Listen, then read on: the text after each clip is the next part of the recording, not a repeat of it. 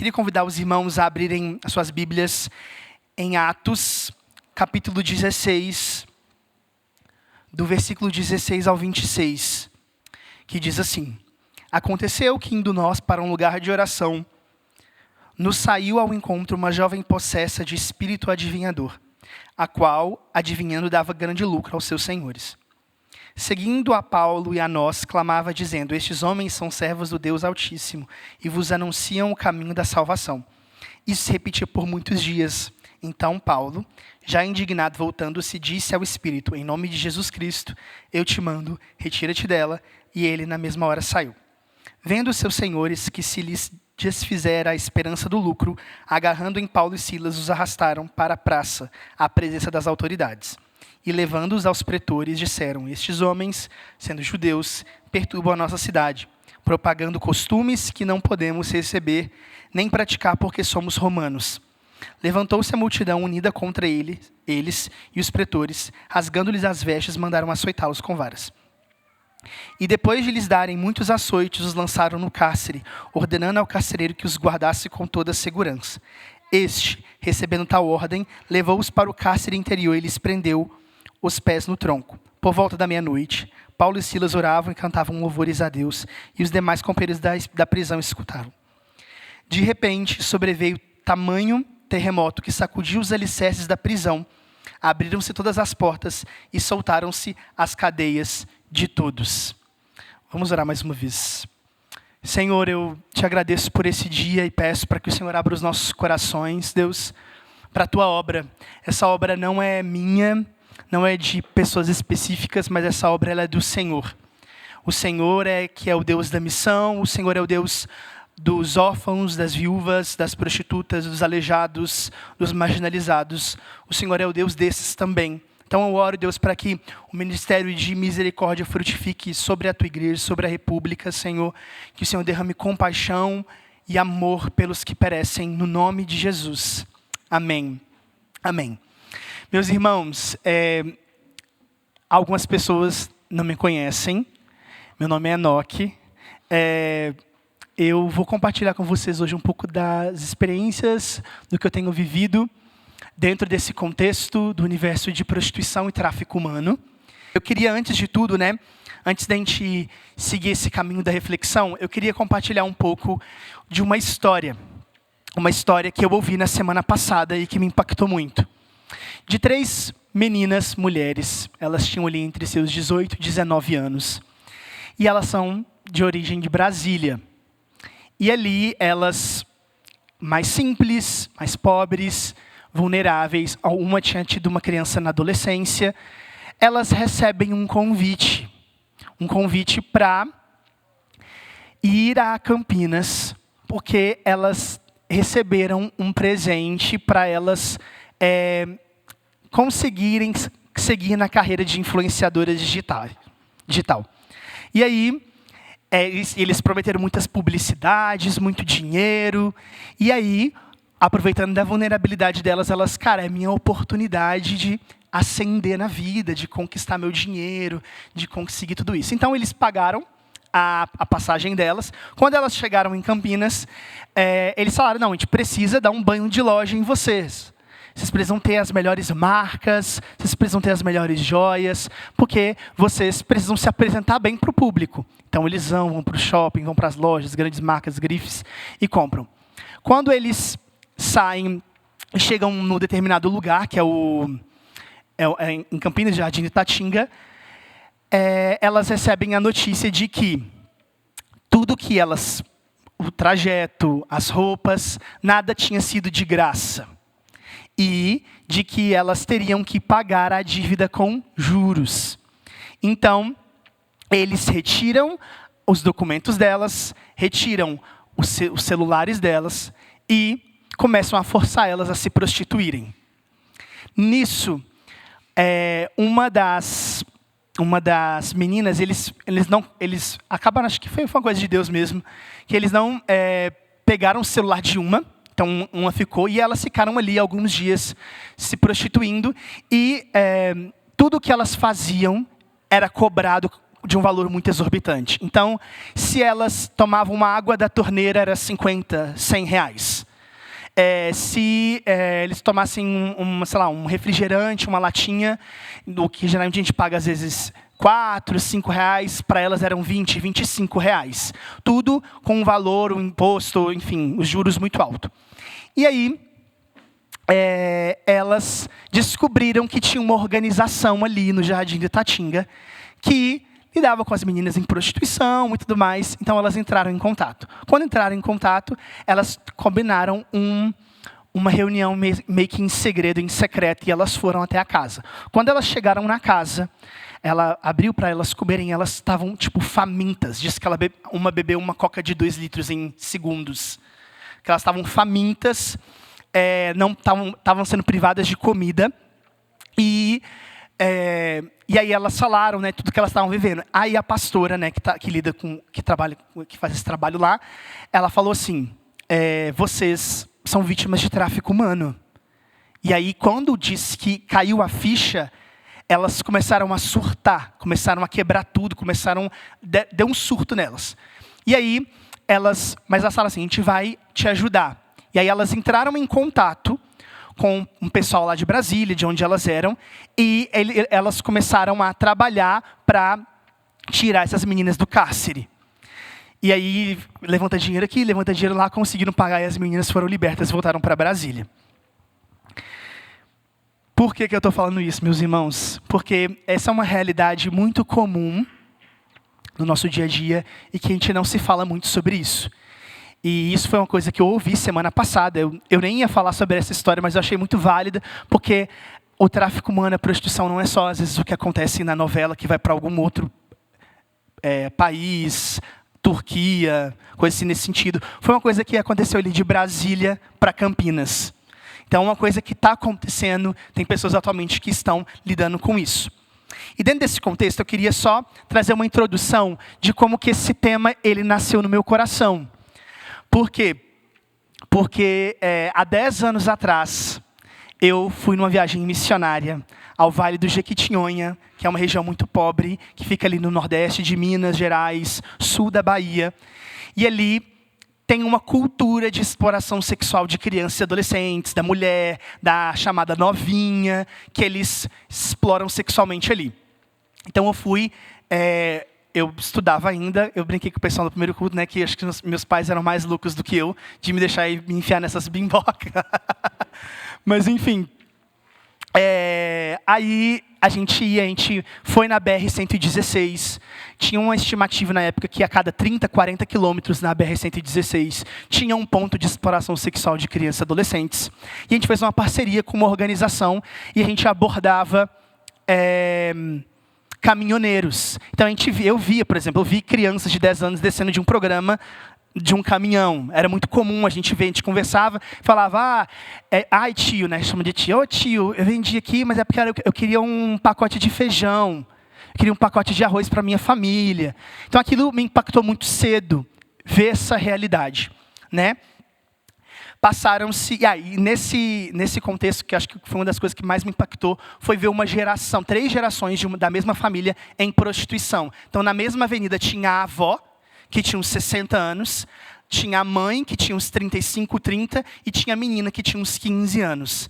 Todas na mesma avenida se prostituindo. Então, gerações da mesma família se prostituindo, sem contar também que tem cidades naquela região que receberam um nome em cima da prostituição. Tem uma que chama Divisa Alegre, e eles colocaram Divisa Alegre porque os caminhoneiros se alegravam perto da divisa. Então, a cidade foi construída em cima desse ponto. E ali, alguns anos se passaram, eu lidando com esse tipo de coisa e tudo mais. O Senhor começou a falar comigo em alguns sonhos. E assim, eu estava falando com o pessoal no primeiro culto que Deus fala muito comigo em sonho. E isso é muito engraçado, porque eu sou uma pessoa que gosta muito de dormir. Então, eu acho que Deus, ele olhou, tipo, já gostando de dormir e nunca está acordado, então eu vou falar em sonho. E eu gosto muito de cinema. Então, os meus sonhos, eles têm um trama, um roteiro, uma coisa assim. É muito engraçado. E aí, nesses sonhos, eu tinha... Acho que o Espírito me trazia muito para a intercessão a realidades muito específicas, tipo de de eu estar sendo perseguido como se eu fosse uma criança que estava, naquele momento, sendo perseguida para ser traficada, de ajudar organizações. Então, tudo isso, eu comecei a ter muitos sonhos. E aí eu fui percebendo o Senhor me direcionando para ir à Romênia. E em 2022, eu morei na Romênia, no leste europeu. E ali, só para os irmãos ficarem cientes, assim, tem um dado que fala que entre 10 mulheres traficadas com fim de prostituição na Europa, 7 têm origem na Romênia. Então, eu ouvi histórias de mulheres que são traficadas dentro de mala para outra nação, coisas assim nesse sentido. Então, era uma coisa muito comum. Só que quando eu fui bem na época da guerra da Rússia com a Ucrânia. Então, nossa atuação ficou mais restrita aos refugiados, embora muitos refugiadas, né, mulheres e crianças, eram, na promessa de receberem uma ajuda na fronteira, elas eram pegas e traficadas também para a Europa. Então, é uma coisa muito comum que aconteceu ali na época. E dentro desse contexto, vi essas realidades, o Senhor ia falando comigo. E aí, ano passado, eu fui a Shores, e eu estava no momento assim, de entender, de ouvir o Senhor em muitas questões. E ali na Shores, eles têm esse trabalho que a gente faz aqui, nas avenidas e tudo mais. E ali o Senhor reacendeu muita coisa no meu coração. E a partir dali, em janeiro desse ano, eu fui cuidar do meu irmão. Meu irmão teve uma complicação de saúde. E aí eu tive uma experiência muito louca lá. E aí o Senhor falou comigo que era para eu ir para os Estados Unidos. Embora eu nunca tivesse esse desejo de ir aos Estados Unidos. E, meus irmãos, compartilhando assim, né, com vocês um pouco do processo, foi uma loucura, porque eu tenho essa cara de árabe, né? E o que aconteceu? Quando eu cheguei lá na imigração, a imigração me levou para a salinha para me entrevistar. Eu, gente, o que está acontecendo com todos os comprovantes? Aí quando eu abro a sala da imigração, aí eu vejo meus outros irmãos árabes lá. Aí faz sentido agora. Faz totalmente sentido. Então, foi difícil, assim, mas foi muito de Deus, porque eu acho que agora, assim, né, o pessoal está falando, né, que é a pior época para tirar visto e tudo mais. E eu, gente, não tenho dinheiro, não tenho muita coisa, e eu fui aprovado. Então, foi muito de Deus mesmo, não tem outra explicação. E aí o Senhor me direcionou para ir para um retiro da Exodus Cry, que é uma organização que trabalha no mundo e mundialmente há mais de 15 anos combatendo o tráfico humano. E nesse retiro, que aí eu tive contato, eu acho, com isso de uma maneira muito global. Acho que Deus, ele expandiu minha visão de uma maneira muito global. Então, ali eu tive contato com pessoas que fazem o que a gente faz aqui em bordéis na Alemanha, pessoas que fazem o que a gente faz aqui em Atenas, na Grécia, pessoas que fazem na Nova Zelândia, no próprio Estados Unidos também.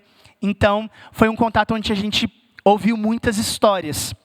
E dentro dessas histórias, eu também compartilhei as coisas que a gente tem vivido aqui, então foi um momento de troca. Então, esse é um pouco do background até eu chegar aqui hoje, um pouco da minha história, assim, porque realmente não foi algo que começou esse ano, apesar que Deus reavivou isso do ano passado para esse ano, mas foi algo que está no meu coração há muitos anos. E aí, dentro desse contexto, eu queria voltar um pouco para o texto bíblico, para a gente refletir sobre algumas coisas desse texto. Primeiro eu queria, né, trazer essa reflexão, depois, dentro da própria reflexão, eu vou trazer alguns dados e dinâmicas de como que funciona o que a gente está enfrentando, e depois como que a gente, como igreja, pode ser resposta para esse tipo de situação. Então, a gente vê aqui, né, Paulo está na sua segunda viagem missionária com Silas, se separou ali de Barnabé e tudo mais. E a gente vê o livro de Atos, é um livro muito inspirador. A gente vê, né, o poder do Espírito agindo através da igreja. A gente vê ali muitas libertações, ressurreições, gente se convertendo, Deus abrindo o coração dos gentios. E eu gosto muito de olhar para uma perspectiva muito pessoal para o livro de Atos, como Deus vindo, o Espírito vindo, encontrando pessoas de encontros, né? Então a gente vê Lídia, a gente vê Dorcas, a gente vê tantas e tantas pessoas sendo encontradas pelo Espírito. Até o mesmo o apóstolo Paulo, né? No caminho ali de Damasco, ele é encontrado pelo Senhor e sua vida muda e ele se converte. Então a gente vê aqui nesse texto de Atos 16, do versículo 16 ao 26, a gente vê, primeiro, a cura, a libertação de uma jovem escrava que era possessa por um espírito de adivinhação. E aqui, eu queria trabalhar primeiro né, a justiça como um valor do reino de Deus, enquanto a gente está comprometido com a pregação do evangelho. Então a gente vê Paulo ali, ele se converteu, ele teve a sua vida transformada, e a partir dali ele se comprometeu na pregação do evangelho, e ele começou a experimentar o poder de Deus. Então a gente vê ali, antes aqui, situações loucas, assim, aos nossos olhos, de que Paulo ele foi vivendo e presenciando. E essa aqui é uma dessas situações. Porque se a gente for olhar aos nossos olhos humanos, o que essa jovem escrava, né? Ela estava falando uma coisa que era verdade. Olha, eles são servos de Deus, que bênção, vão ali, pregam, oram. É uma bênção. É uma bênção. Por isso que o discernimento de espírito ele é muito importante. Mas Paulo ele viu algo ali além do que os olhos poderiam ver. Ele viu uma necessidade, e uma necessidade espiritual. E é nisso que eu queria trabalhar. Porque quando a gente vai lidar, e eu vejo isso em muitos ministérios no Brasil, eu conheço muitos ministérios no Brasil, muitas bases missionárias, e o ministério de justiça que nasce a partir da igreja, ele é muito precioso, mas a gente precisa às vezes tomar cuidado para a gente não inverter prioridades e às vezes priorizar as necessidades físicas em detrimento das espirituais. Por quê? Porque a gente está alcançando aquele ser humano, mas não só nas suas necessidades financeiras, econômicas e sociais, mas a gente está alcançando aquele ser humano primeiro na sua espiritualidade. Como assim? Antes da gente ver, por exemplo, essa jovem, antes dela ser explorada, ela era uma imagem de Deus violada. E a gente precisa trazer isso para a perspectiva daquilo que a gente vai trabalhar quando a gente trabalha com justiça com pessoas mais vulneráveis, prostitutas, enfim, a gente precisa olhar além das necessidades. A gente lida com meninas da avenida que elas têm, às vezes teve uma que falou com a gente que não tinha o que comer, a gente foi, entregou, mas a gente sempre faz a questão de entender, de fazer ela entender que a necessidade dela também é espiritual, de que ela precisa de Deus, que ela precisa da salvação. Isso é muito importante porque essas questões e esses ministérios de justiça que surgem dentro da nossa nação, com essa finalidade de somente agir nas necessidades básicas, sociais e econômicas, eles chegam até um ponto.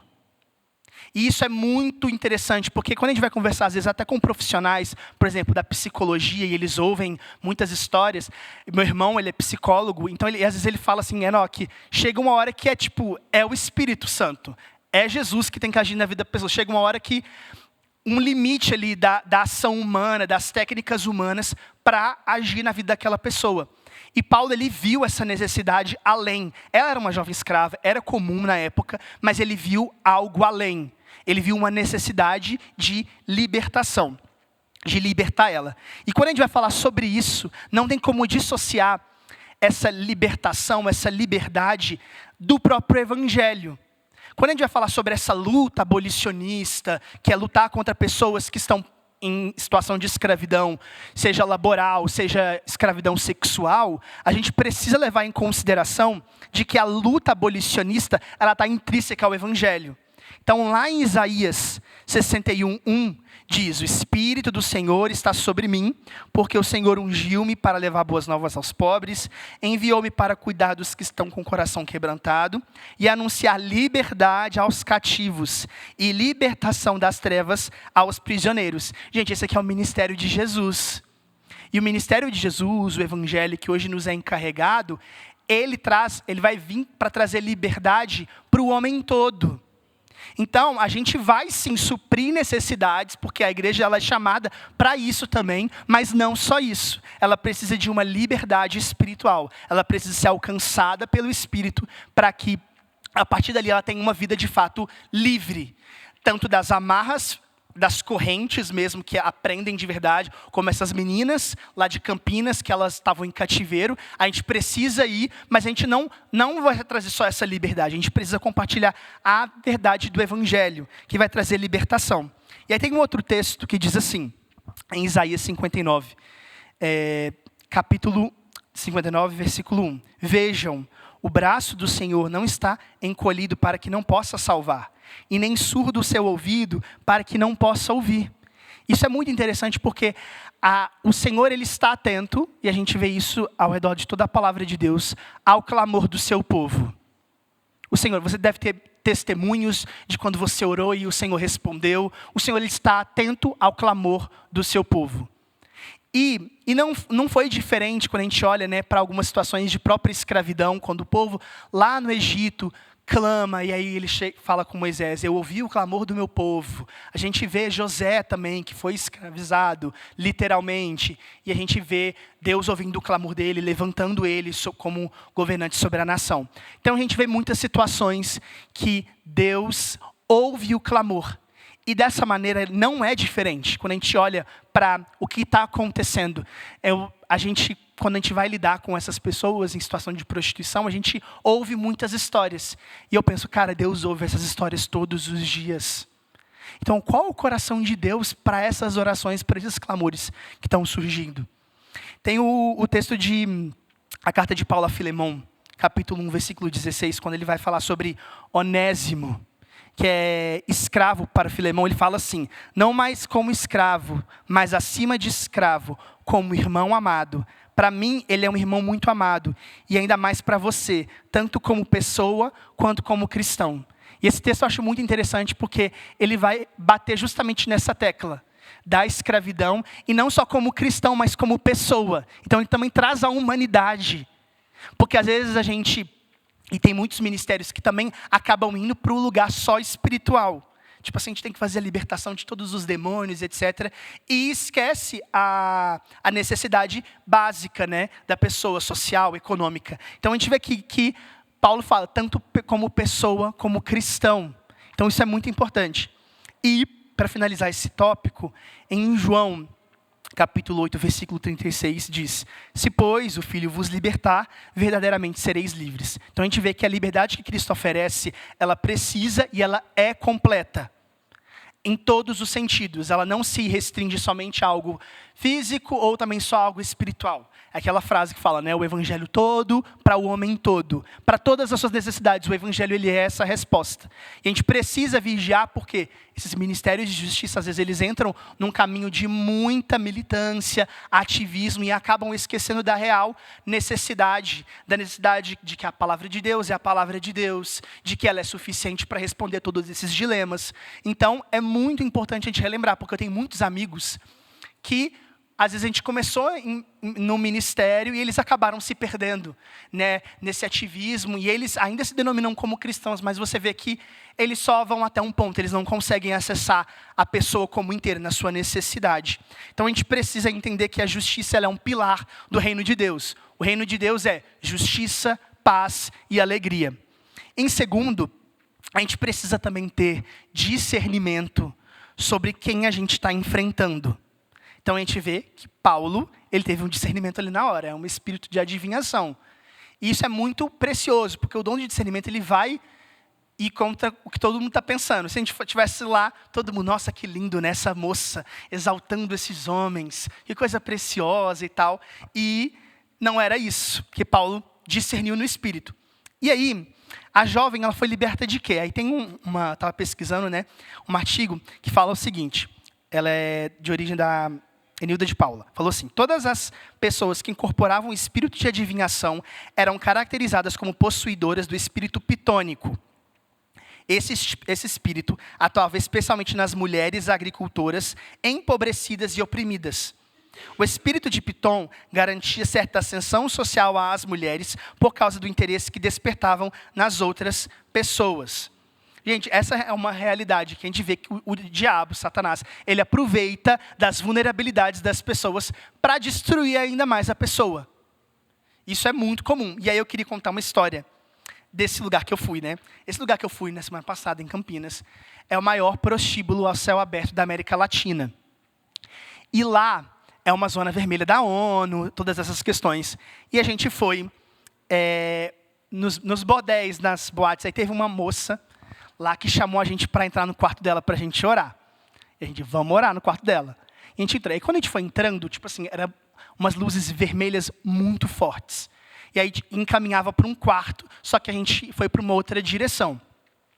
Nisso, A gente foi, orou por ela, o quarto, uma zona, uma loucura, assim, você vê um monte de coisa dentro do quarto, a gente orou por ela, cantou, tava rouco, a gente tentou arranhar, saiu tudo desafinado. Enfim, coisas... A gente não sabe se a menina estava chorando por causa da presença de Deus ou estava chorando por causa da nossa voz, né? Mas, amém. E aí, as meninas lá, né, que é a pastora Solange e a Stephanie, elas compartilharam com a gente, que é muito comum, por exemplo, nessas boates e esses prostíbulos, terem um quarto todo com luz vermelha, que é um quarto onde as meninas elas fazem pacto com um espírito de sensualidade de outras religiões, e esse pacto elas fazem para atrair mais clientes. Então, quando você às vezes chega para conversar com uma menina, e isso acontece muito aqui na avenida, a gente chega, a gente queria conversar com você, quer orar? Não, eu não quero oração porque eu sou de outra religião. Aí, quando elas falaram que o fato da menina, quando ela falar que ela é de uma certa religião, já pode indicar que ela já está sendo traficada.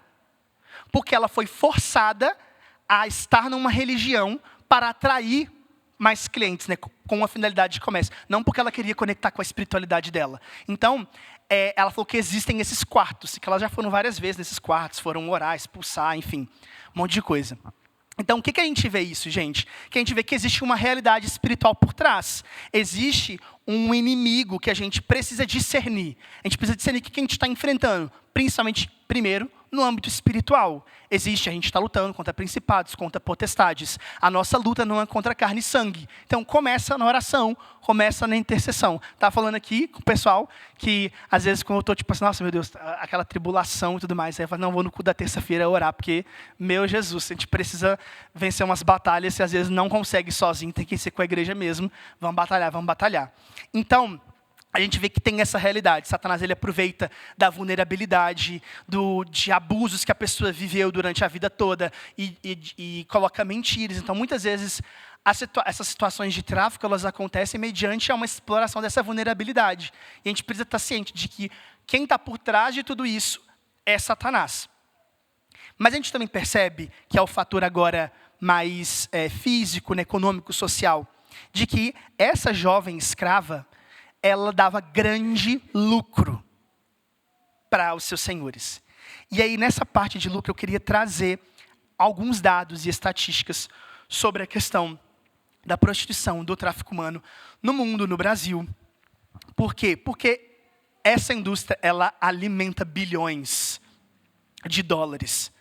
E, particularmente, eu nunca ouvi, não sei vocês, mas eu nunca vi uma pessoa de púlpito pregar sobre tráfico humano na minha vida. Então, foi, para mim, um temor muito grande, porque é um assunto muito sério.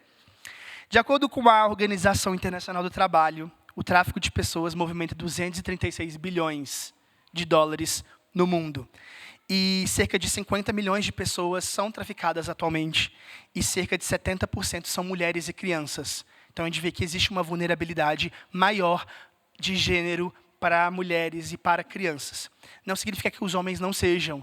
A gente vê muitos dados também de homens que são para questões mais braçais. Né? Eu trabalho na área da escravidão, né? No garimpo, lá no Amazonas. A gente vê nos cafezais aqui no Sudeste. A gente vê muitas e muitas questões que até mesmo os homens que vêm para trabalhar na indústria têxtil em São Paulo, que vêm da Venezuela, Colômbia, Bolívia, acontece muito.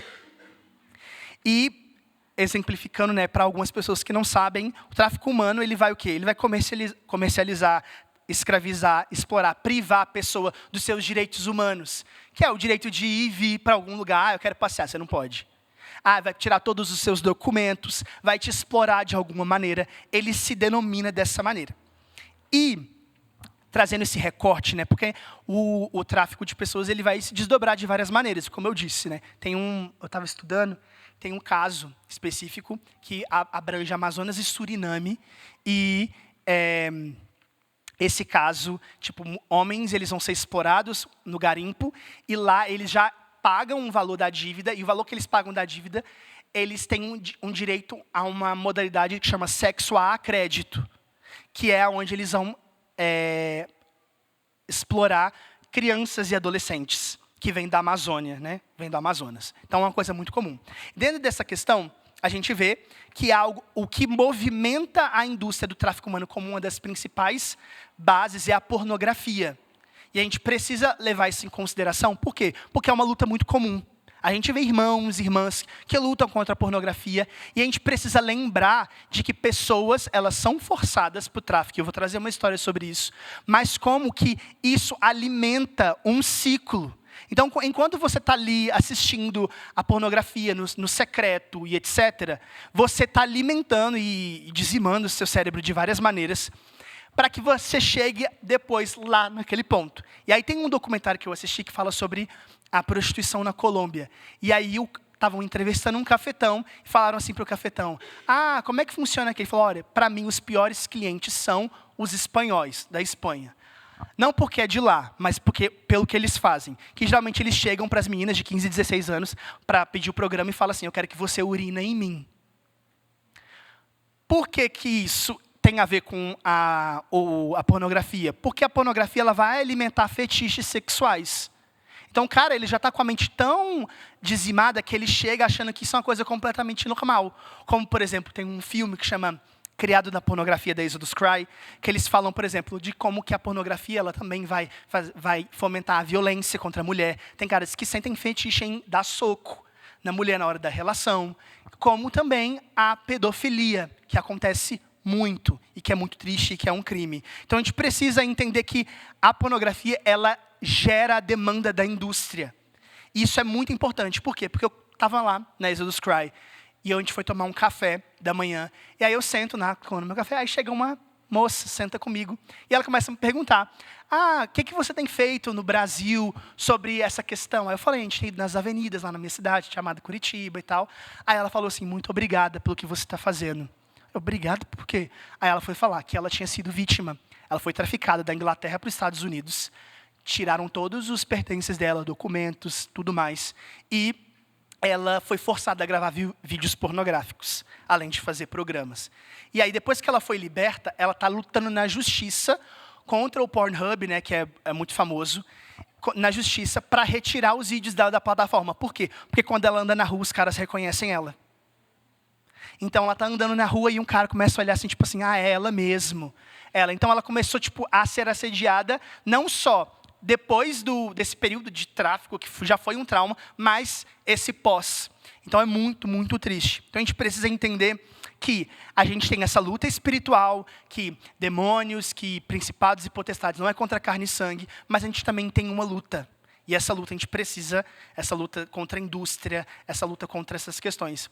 Um outro testemunho, eles estavam conversando com um diretor de filmes de pornografia lá nos Estados Unidos, falando sobre a demanda da indústria. E a menina foi e falou assim, qual é o legado que você vai deixar no mundo fazendo isso? E aí ele ficou muito reflexivo. Depois de uns meses, ele liga para ela falando assim, olha, eu larguei, eu não sou mais diretor de filmes pornográficos, porque eu me converti. E aí, ele, além de depois de ter convertido, ele conseguiu influenciar uma rede de diretores de filmes pornográficos a aumentar a idade mínima, então, tipo, de 18 para 21, e também ele começou a ajudar a Exodus Cry a produzir filmes contra a indústria. Então, você percebe que são coisas muito preciosas, testemunhos que precisam ser celebrados diante de Deus, porque é uma indústria muito triste, não se vê muita esperança quando você olha, né? Porque é um ciclo, é uma coisa enorme. Então, a gente precisa estar consciente disso, de que a nossa luta ela é física, social, mas ela é espiritual. E aí tem um texto lá em Atos 13, versículo 10, que fala assim, quando vai falar repreendendo Elimas, o mágico, fala assim, filho do diabo, inimigo de toda a justiça. Então, a gente vê que o diabo ele é inimigo da justiça. Então, ele é inimigo do reino de Deus. Então, a gente precisa estar ciente disso. Né? E o terceiro e último ponto que eu queria trabalhar é como que a igreja ela pode atuar como uma resposta a esse tipo de injustiça, já que é profetizando contra a injustiça. Né? E eu acho que um texto que eu gosto muito, ele está em Mateus capítulo 11, versículo 12, que diz assim, desde os dias de João Batista até agora, o reino dos céus é tomado à força, e os que usam de força se apoderam dele.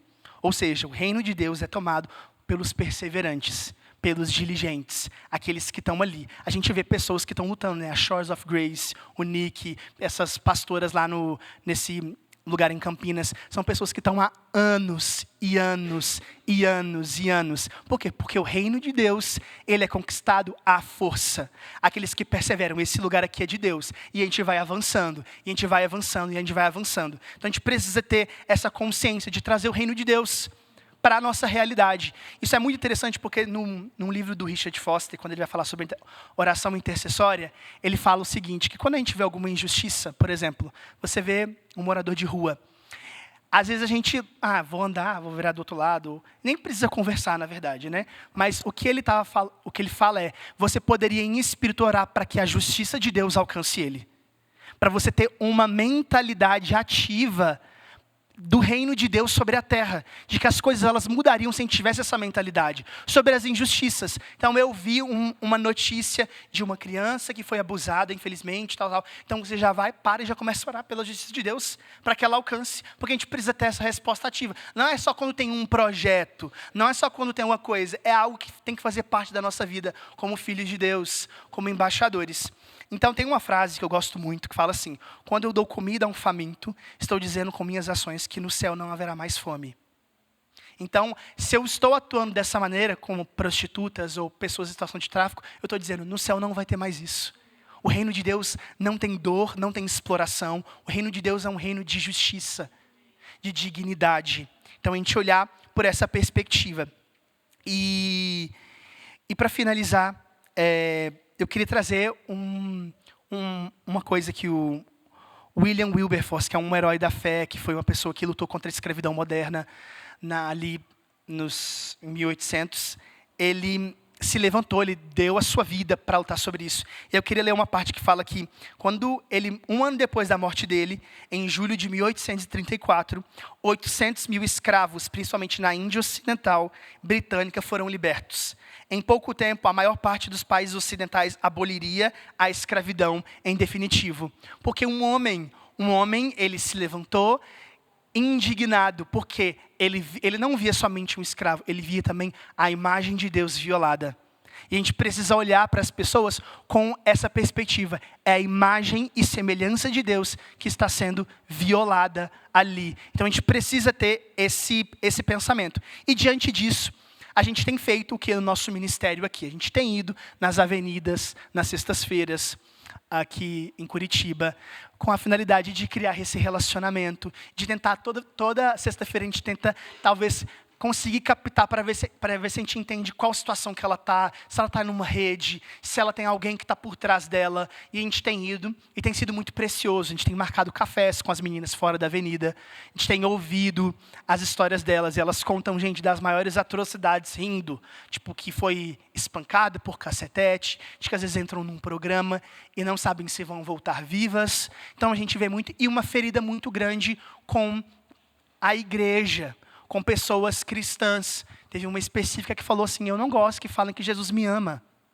Porque quando eu estou lá na avenida, aparece um pastor ou uma senhorinha e começa a gritar que Jesus me ama, mas a pessoa grita com ódio que Jesus me ama. Eu falei com ela, não se preocupa, a gente não está aqui para falar que Jesus te ama. A gente está aqui para mostrar que Jesus te ama com as nossas ações. E a gente precisa também ser um pouco... a gente precisa ser um pouco assim, meio louco. Entendeu? Porque a gente está na rua, gente, rua é terra de ninguém. Então, tipo assim, eu falo com os meninos no ministério, gente, a rua ela é imprevisível. Às vezes uma pessoa te xinga, a pessoa que não te xinga. Então, às vezes você dá um grito também para responder a pessoa. Só assim a pessoa vai te ouvir. Então, você tem que ser meio doido também. Mas é uma bênção. Deus está fazendo e é uma bênção. E aí, dentro desse contexto, a gente está indo, a gente está construindo. É um ministério que está embrionário ainda, a gente está desenvolvendo relacionamento, mas a gente também tem visto a ação de Deus de uma maneira muito rápida. Tipo, a tomar esses cafés, a pessoa já fala assim, eu gosto de vocês, porque eu me sinto à vontade com vocês. Vocês são os únicos cristãos que eu me sinto à vontade em conversar. Então, são feedbacks que a gente recebe, né? E aí, dentro disso, a gente vai fazer agora, no final do ano, no início de dezembro, um banquete para a gente ter um tempo de ministrar o amor de Deus sobre elas. Um tempo da gente pregar o evangelho, ministrar um louvor, ter um tempo de relacionamento ali, conversar, ter um banquete. A gente está aí, o chefe Daniel que está montando aí o cardápio. Então, a gente está nesse período, a gente conseguiu um lugar a trancos e barrancos, mas conseguimos. Conseguimos, a trancos e barrancos, conseguimos o lugar. E a gente vai fazer agora no início de dezembro. Então, meus irmãos, eu peço para que vocês orem por esse ministério. Orem por essa ação que a gente vai ter. A gente acredita que vai ser uma ação muito preciosa. A gente está querendo avançar também, já que vai ser no Boqueirão, a gente está querendo começar a avançar também as nossas ações na região do Boqueirão ali, para a gente começar a criar relacionamento. A gente está estudando, orando sobre isso, porque vai ser bem ali no lugar, então a gente pode usar esse pretexto para chegar. Então a gente está fluindo no Senhor, para a glória de Deus. Deus está fazendo, Deus está agindo. Então eu queria convidar você a fazer parte disso, a orar, a ser um intercessor, porque realmente tudo começa na intercessão. A gente tem períodos de intercessão antes de ir para a avenida, que são muito preciosos. Todos esses ministérios só estão funcionando porque eles valorizam o lugar da oração, da intercessão. Eles estão sempre ali, porque é conquistado a força, mas é conquistado com a oração também. Então a gente vai ter esse banquete. Então, se você quiser de alguma maneira ajudar, a gente tem custos financeiros para que esse banquete, né, da alimentação possa ocorrer. Então, se você quiser fazer parte, me procure. Depois eu vou mandar também o desafio lá no grupo da igreja, para que você de alguma maneira possa ofertar e nos ajudar para fazer parte. Se você não tem essa condição, mas se você tem um carro, meu irmão, a gente falou que a gente vai buscar e vai levar elas para não ter desculpa para elas não irem, né? Porque elas são muito mentirosas, assim. Então, a gente precisa, não, a gente vai te buscar lá na porta da sua casa. E vai te deixar na porta da sua casa. Aí elas ficam meio assim, então eu vou. Então a gente não pode deixar muita opção assim para elas. Então, se você, meu irmão, não tenho dinheiro, eu quero orar, mas você quer fazer alguma coisa, você pode, talvez, te oferecer. A gente vai uma pessoa com você não precisa ficar preocupado, ter medo de ser aliciado, fica tranquilo, elas não mordem. A gente vai fazer esse banquete. Então, eu queria convidar você a fazer parte. E também, se você tiver um interesse, em breve eu vou estar fazendo um treinamento aqui na igreja, tanto para o nosso ministério, mas para outras pessoas que têm interesse. Então, se você tem interesse em fazer algo, em ir, talvez, eu não tenho muito jeito para talvez ir na rua, mas sou uma pessoa super assim, mais do café. Então, você pode estar com a gente nos cafés, no fora a avenida. Tem muitas maneiras de se servir nesse ministério. E a gente está precisando, de voluntários. Essa sexta-feira foi eu e a Tairine, só, para a avenida. A gente orou aqui na igreja. Foi muito precioso o nosso tempo de oração, saí muito renovado. E a gente saiu e, só estava a gente. E eu já tenho um modelo de como que as coisas funcionam, de que tem que ter uma pessoa aqui e tudo mais, só que a gente não tem pessoas ainda para colocar isso em prática. Então a gente fica assim, a gente ficava tudo assim toda hora. Porque estava tendo o show do Luan Santana e estava tendo muito carro, e a gente ficava com medo, será que tem algum cafetão? Será que tem alguém observando a gente? Aí a gente ficava, meu Deus, a gente ficava olhando assim, porque só dava a gente. Então assim, vamos lá, Tairine, Deus protege a gente. Deus protege a gente. Então a gente precisa de pessoas, homens, sim, homens, mulheres. A gente precisa de casais para trazer esse referencial que talvez foi manchado. A gente precisa de pessoas que possam servir com a gente nesse ministério. Então, se você se interessar, em breve, a gente vai estar fazendo esse treinamento. A gente vai trazer um panorama da indústria.